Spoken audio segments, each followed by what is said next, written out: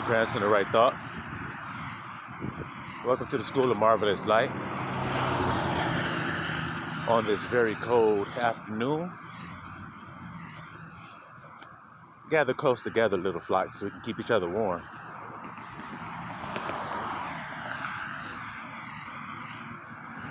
If you had a car,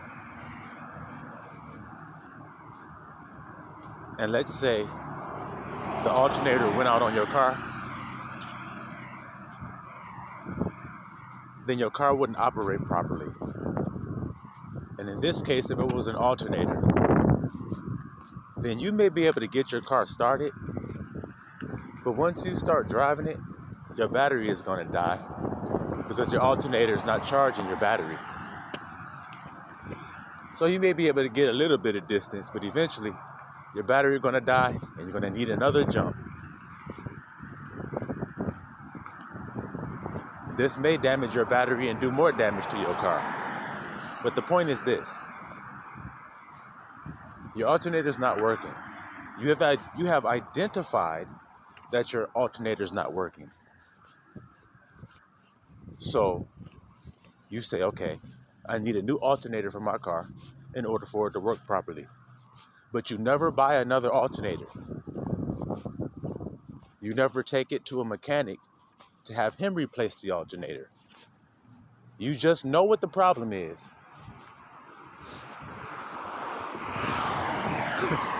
You hear that today, little flock? You just know what the problem is, but you haven't actually done the solution to the problem. Okay? So it is with a lot of people's lives today. Most people's lives, actually.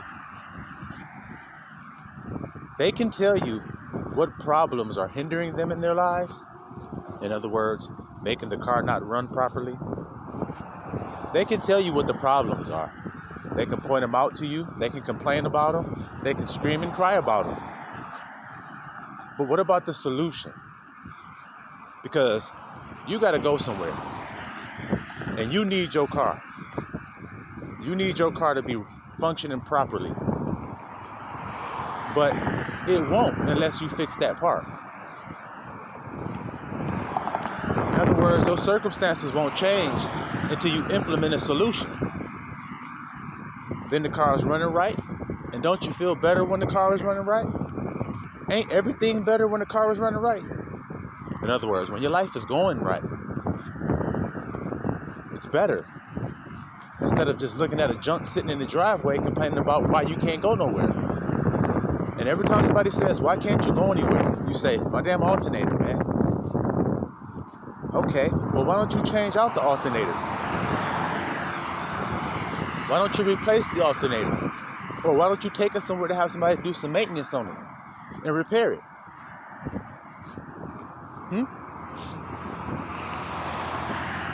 Does it feel good to complain about the problem? Does it really? Or does it just validate some already bad feelings that you feel to when you complaining? Complaining just validates the feelings that you feel, makes them seem real. But since they're not real, then complaining is really bad, isn't it? Think about what I just said. Complaining is trying to convince yourself of a situation that's not real. You're trying to convince yourself that it is. That's actually what complaining is. Check the children of Israel when they were in the wilderness. Abba called it murmuring. The stuff they murmured about, was it actually real?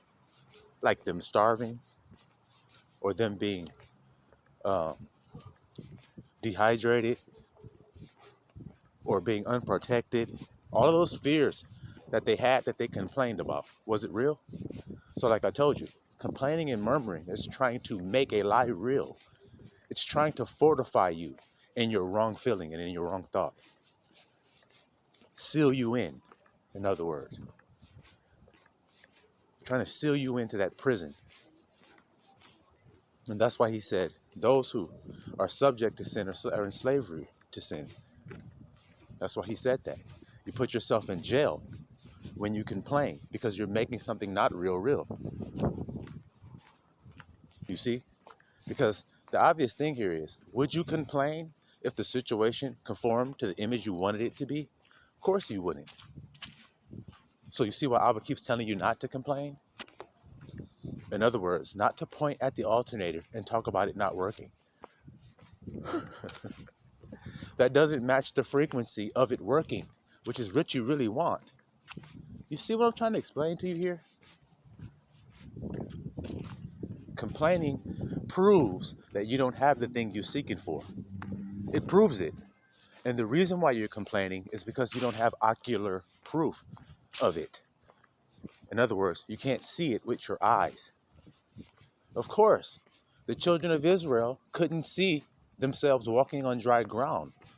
They couldn't see that being the way that they would go across. But when you know Abba, then you know that the how something happens is not your doing, it's his. The what you need is your job. The children of Israel needed to get across that Red Sea. They needed it. So Abba made a way, and it looked impossible, but he made it possible, because all things are possible to him. You see that there? All things are possible to him. There's nothing that's too hard for him. So then if you knew that, then you'd act like that. You'd never complain. It's nothing that's too hard for my God. So this, what I'm looking at, ain't too hard for him neither. So there's no need to complain. That alternator job, my mechanic is so adept at his job. There's nothing he can't overcome. I've had all kind of issues with my car, and I took it in, and he repaired the issue every time, even when I thought it was impossible. He still fixed it. So I learned to trust in it. Even though I can't see how it will happen, I learned to trust that it will, because he always brings me the result I want. Well, that's the way it is with Christ. He'll always give you the result that you're looking for if you just believe, because that's what he said. He didn't lie. Ask believing. Ask anything. You shall have it. If you have faith the size of a mustard seed, that's the prerequisite. That's the requirement, is that you actually test it and see for yourself. Read Malachi and see if Abba says that. Test and see if I won't open up blessings for you if you bring yourself into the right vibration. Oh, it's already done. The work that needed to be done to fix my problem, which is the alternator, oh, it's already done. That's how you feel when you take it to somebody you know can do the job. That's how you actually feel. When you take it in, you're like, oh, he gonna take care of it. I'll have my car back in no time, because that's what he always does. I've learned to trust him. I've learned to put my faith in him, that nothing is impossible to him. Same thing with your life. But instead, what do people do? They just say what's wrong with the car. They just say what's hindering them. Well, I could probably do that, but this guy here. Okay, we'll fix it. Go get it fixed. Your car would be running, but your alternator isn't working. Well, go get it fixed, or fix it yourself. Yeah, I'm getting around to doing that. Well, until you do it, you're going to keep on damn complaining. And as long as you complain, it ain't going to never get done. It just depends on who's looking at it and if they have faith or not. I'll give you guys an example. Remember I told you guys I was instantly and unexpectedly told to go to Georgia? I was in Detroit at the time, and out of nowhere, I was told to go to Georgia. So I got up and left. And remember I told you guys I was bouncing from place to place to place to place. And remember I also told you guys that when I went, the car of the person who I was with got repossessed. So we were carless. Suddenly and unexpectedly. You see? So we didn't have a car. Well, this person that I was with, mother, happened to be staying in Tennessee. So during our time in Georgia, we did what we had to do there. We ended up transporting from Georgia to Tennessee, where this girl's mother lived. When we arrived at her mother's house, just to meet her, for her to see her, daughter and grandchildren and all that stuff. For that to happen, we all went there and hung out at her house. Well, while we were there, in her driveway, there's a car sitting there. Just sitting in the driveway. So, and I realized I saw her mother driving another car that was also in the driveway. So I said, oh, your mom got two cars, huh? And she's like, well, the red car is the car she has now. The black car that you're looking at there, it's Volvo, it's just sitting there because something happened to it. It just stopped running one day. And so it's just been sitting. Now, remind you, I told you, a car got repossessed, we don't have no transportation. But remember, the scripture says that we work with our hands.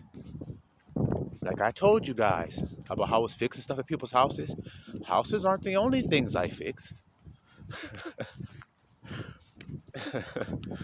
So I said, well, ask your mom if it's okay if I check it out, if I can look at it and see if I can get it started. And if I do get it started, ask her if she minds if we use it. She says, okay.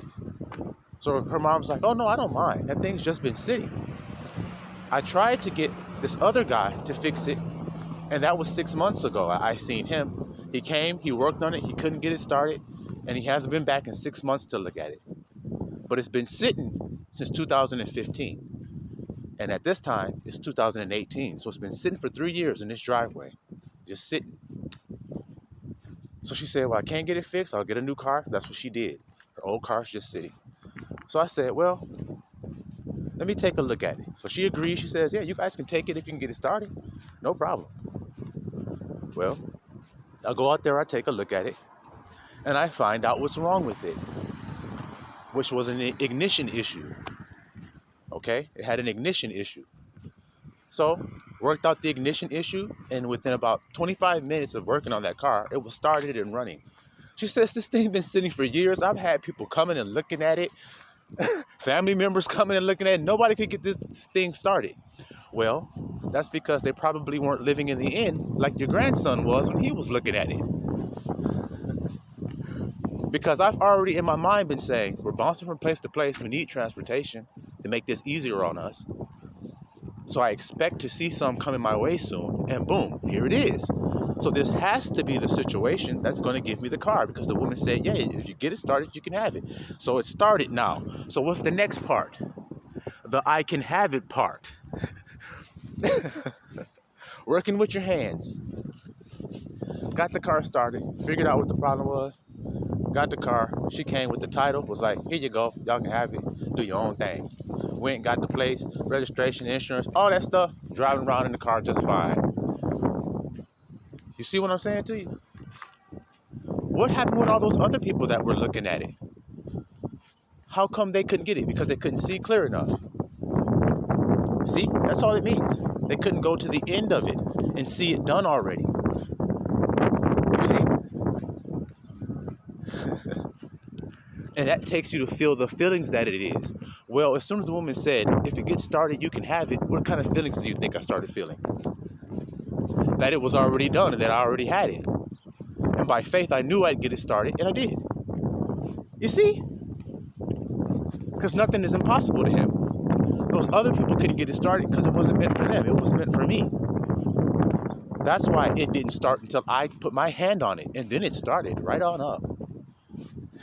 And kept starting right on up. Never had a problem after that. See what I'm trying to say to you? And so it is with your life. It's just sitting there. Nobody can make use of it. Nobody's benefiting from it. And it's all because nobody is getting the alternator fixed. Nobody's fixing the ignition switch. Nobody can see that that's the problem, so they're not fixing it. Like I started this message saying, you have to identify it first. See, okay, this is what's wrong with the car. In other words, with your life. So whatever that may be, okay, I'm getting angry. That means something in my car ain't working right. Okay, I'm sad. That means something is off. Now, instead of me just looking and saying, oh, I'm sad because this person said this to me, now I'm just going to be sad. No, fix it. Take the old part out and put the new part in. so your car can function properly. Your life can flow properly. Do what's necessary. Troubleshoot yourself. Or as he said, examine yourself. You see, like I had to do with that car. I just had to examine it because she said she didn't know what was wrong with it. She's like, I don't know what's going on. You turn the key, it doesn't do anything. Okay. Alrighty then. That's a couple of things it could be. Let me examine this car. It could be this, it could be this. Oh, it's that. That's the problem. Now let me put this right here and do like this and do like this. There we go. What did you do? I can't believe it. And it was so simple it had to be done, y'all. If y'all would have seen what I did on that car to start it, y'all would have been like, ain't no effing way. You would be like, ain't no way that car been sitting that long with all them people looking at it and can't fix it. And this is all that had to be done, is what this man did? Took him 2 seconds to do it. He didn't even need tools to do it. I didn't even need a tool. That should tell you how amazing Abba is. I didn't even need to pull a tool out. I used my fingers to do it. Carson, for 3 years, a dude took his fingers and fixed it. Oh, and can you imagine the relief I felt when we were able to get in that car and transport ourselves around? Much relief. Much relief. You see? But the relief was felt when I saw the car sitting there and the woman said, yeah, something going on. I knew it right then in that moment. I said, that's the car. There's no other reason we'd be talking about it. Once you know that the issues of the life come out of your own heart, once you know that, then you know what to look for. Because you've seen it in the kingdom of heaven first. The prayer says, let your will be done on earth as it is in heaven. So then, where is it happening first? On earth? Get this wisdom, Israel. Where is it happening first? Obviously, it's happening in the kingdom of heaven first. And then it happens on earth. Well, where is the kingdom of heaven?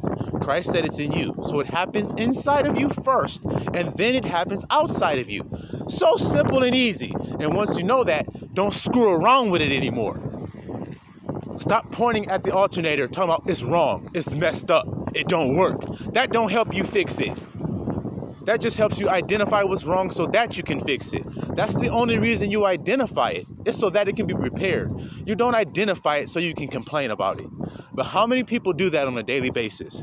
They identify a problem just so they can complain about this shit all day long and every day. And they told me my check was coming in the mail. It been 3 weeks and that check ain't here yet. Yeah, as long as you feel that nasty ass, impatient ass feeling, it ain't gonna come. Because you keep sending out the vibration from the kingdom of heaven that you don't have it. People that receive the thing that they desire for don't get mad when they receive it.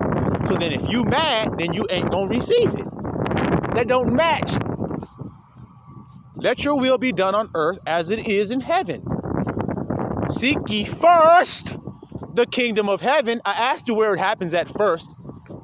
I told you. You stop screwing around. That's what he means when he says, seek ye first. Look into that area first. Before you complain about the car not working, do the work that needs to be done to fix it, and then see what's going on. Oh, my alternator, man, it went out. Okay, what would fix that? Getting another alternator. Getting my tools, my ratchet and all that stuff. Taking the bolts out, pulling the alternator out, taking the band off. Y'all know how it is. Taking the belt all off, taking the big ass wrench and moving the tensioner so you can get the belt off and shit. We know it's a pain in the ass, but it need to be done. Shut your ass up, grandson, with all that damn hollering. It need to be done. So then do it. And it's easy and light, the doing, because it's not done outwardly. We just proved that. It's done inwardly. That shit easy there. You just gotta have some faith and believe that what you doing in there gonna happen. This is the greatest gift Abba done gave man. What I'm telling you today, if you can hear it, it's the greatest gift he done given us. which is to go into the kingdom of heaven and decide for ourselves what we want to see. And then when we open our eyes, we wait with drooping delight, eating popcorn, waiting for it to manifest before our eyes. We don't waver, we don't doubt, we don't second guess, because that's not faith. And it's impossible to please him without that. So you got to have it. And he'll respond to you even if you have the mustard seed amount. So imagine if you have a whole lot. Imagine how he'll respond to you then.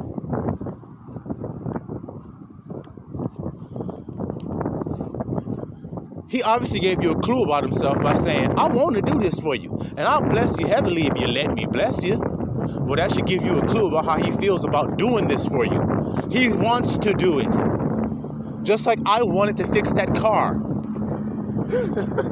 I wanted to do it. I was ready and able. Yeah, you said, what about that car? Oh, you don't care? As long as you get it started, I can have it. Roll my sleeves right up. I didn't go, well, you said it's not working. Why would I want a car that doesn't work? What the hell are you talking about? That car do work. Well, they're all saying it doesn't. Yeah, I know. That's what it is right there. They all got to do that because they all can cahoots against you. They don't know they doing it. That's what Christ said. They ignorant. They don't know they fighting against the truth. They thinking that what they looking at is real. The car is done. It's done for. 3 years of sitting here, just sitting in this driveway. It's done for, bro. No, it ain't. It got a lot of life in it. Watch this. No, you said it was done for. So you lied. But you did it ignorantly. That's what Christ was talking about. See? You said what you thought it was, but it wasn't true. I proved it wasn't true because I used my faith to bring it back to life. Because the first man looking at the car is an earthly man, but the second man looking at the car is a spiritual man, and he's a quickening spirit. He brings life. So it is with your car, your life. The first mechanics that was dealing with it was looking at your life from an earthly perspective. Earthy. Take these pills. That'll help you feel better.